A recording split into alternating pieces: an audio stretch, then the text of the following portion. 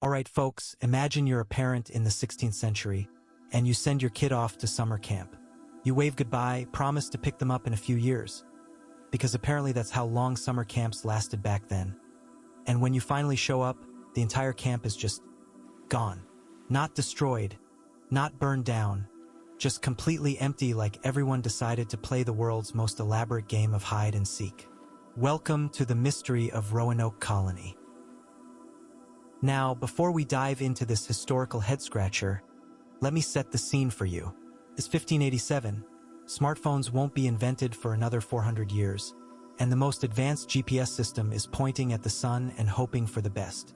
England is trying really hard to compete with Spain in the let's claim random pieces of land across the ocean game, and they've got their sights set on North America. Enter Sir Walter Raleigh, a guy who was basically the Elon Musk of his time, except instead of sending rockets to Mars, he was sending people to what would become North Carolina. And just like modern tech billionaires, his projects had a tendency to go spectacularly wrong in ways nobody saw coming. Raleigh had already tried this whole let's start a colony thing twice before, and let's just say the first two attempts went about as well as a chocolate teapot. The first colony lasted about as long as a New Year's resolution, and the second one packed up and went home faster than you can say, "We're out of snacks." But Raleigh was nothing if not persistent. So in 1587, he organized a third expedition, this time led by a guy named John White. Now, White was an artist and mapmaker, which sounds like a lovely combination for a colonial leader, but probably not the most practical skill set for surviving in the wilderness. It's like appointing a food blogger to run a military operation. The plan was simple. Establish a permanent settlement, make friends with the locals, figure out how to grow food without killing everyone, and basically prove that English people could survive somewhere other than England. Spoiler alert. This plan had more holes than a piece of Swiss cheese left in a room full of hungry mice. White brought along 115 colonists, including his own daughter Eleanor and her husband. Eleanor was pregnant, which meant they were basically planning to have the first English baby born in America. Talk about pressure, imagine being that kid and having first English-American baby on your resume before you could even walk. The group landed on Roanoke Island in July 1587, and things started going sideways almost immediately. The local Native American tribes, who had already dealt with two previous groups of English colonists, were understandably less than thrilled to see more pale strangers showing up uninvited. It was like having the same annoying neighbors move in next door 3 times in a row. Within a month, Eleanor gave birth to a daughter named Virginia Dare. And yes, she really was the first English child born in America. Virginia Dare sounds like the name of a superhero, which is oddly fitting considering she was about to become part of one of history's greatest unsolved mysteries. Now here's where things get interesting. The colonists quickly realized they were running low on supplies, which is generally not a good sign when you're trying to establish a permanent settlement. So they did what any reasonable group of people would do. They sent their leader back to England to get more stuff. John White sailed back to England in August 1587, leaving behind his daughter, granddaughter, and 114 other colonists. His plan was simple. Grab supplies, hop on the next boat back, and return to find a thriving colonial settlement. What could possibly go wrong? Well, as it turns out, pretty much everything. While White was in England trying to organize a supply mission, Spain decided it was the perfect time to try and invade England with their massive Spanish armada. This was like trying to plan a picnic while your house is on fire. Suddenly, White's colonial supply run became a lot less important than, preventing England from being conquered. The war with Spain dragged on, and White found himself stuck in England for 3 whole years. 3 years. That's longer than most people keep the same phone, and he was supposed to be managing a colonial settlement. By the time he was finally able to organize another expedition, his colonists had been on their own for longer than some college degrees take to complete.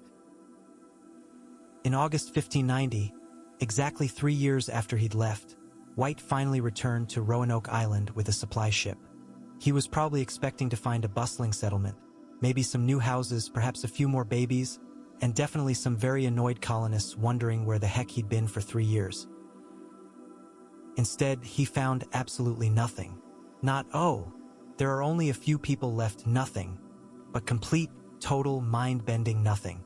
The entire settlement was gone. No people, no bodies, no signs of struggle, no farewell notes. It was like someone had hit the delete button on the entire colony.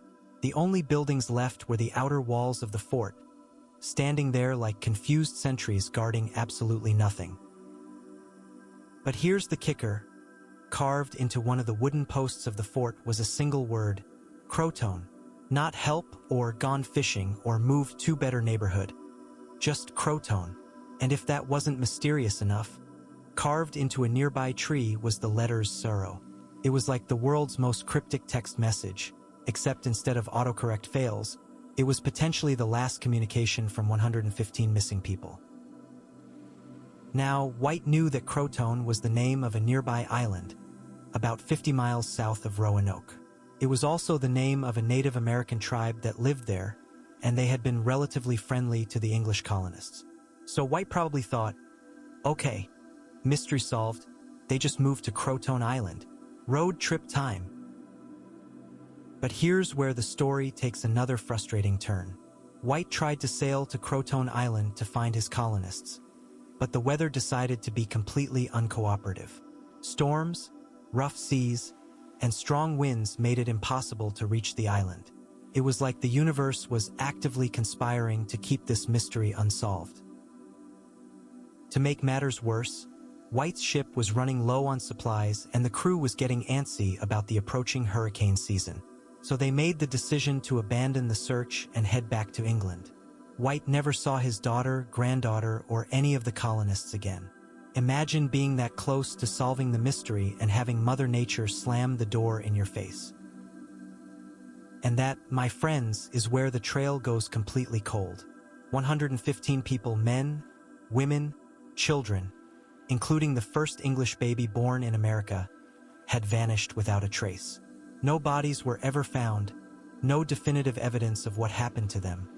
Nothing but that single carved word, CROATOAN. Over the centuries, people have come up with theories ranging from the plausible to the absolutely bonkers. The most reasonable explanation is that the colonists integrated with local Native American tribes, either voluntarily or by necessity. Archaeological evidence has suggested that some English artifacts made their way to various tribal settlements in the region. Some historians believe the colonists tried to sail back to England on their own and were lost at sea, which would explain the complete disappearance. Others think they were killed by hostile tribes, though the lack of bodies or signs of violence makes this less likely. It's like trying to solve a murder mystery where the body, the weapon, and all the witnesses have vanished. Then there are the more creative theories. Some people think the colonists time-traveled, were abducted by aliens, or fell through some kind of interdimensional portal. Because apparently, when conventional explanations fail, the next logical step is to assume extraterrestrial intervention. I mean, why not? If you're going to have an unsolved mystery, might as well make it interesting. The DNA angle has been explored too. Researchers have tested the DNA of people in the region who claim to be descendants of the lost colonists, and some results have been intriguing. But DNA evidence from 400 years ago is about as reliable as a weather forecast, so take that with a grain of salt the size of a mountain. What makes the Roanoke mystery particularly maddening is how tantalizingly close we've come to solving it, only to have the evidence slip away like smoke. Every few years, someone discovers what they think is the smoking gun, a new archaeological site, a previously unknown document, a fresh interpretation of existing evidence, only to have it lead to more questions than answers. The psychological impact of the Roanoke mystery extends far beyond just historical curiosity. It taps into our deepest fears about abandonment, the unknown, and the fragility of human existence. The idea that an entire community can just vanish without explanation challenges our belief that we can understand and control our world. The story has become deeply embedded in American folklore, inspiring countless books, movies, and TV shows. It's become the template for how we think about mysterious disappearances, the idea that sometimes people just vanish without a trace, leaving behind only cryptic clues and endless speculation. What's particularly fascinating is how the Roanoke mystery reflects the broader themes of early American colonization. It's a story about the clash between European ambitions and American realities, about the dangers of isolation and the importance of community, about how quickly civilization can dissolve when faced with the unknown. Modern technology keeps promising to finally solve the Roanoke mystery. Ground-penetrating radar, advanced DNA analysis, satellite imagery, computer modeling, each new development raises hopes that we'll finally get answers. But so far, the mystery has proven more resilient than a Nokia phone from the 1990s.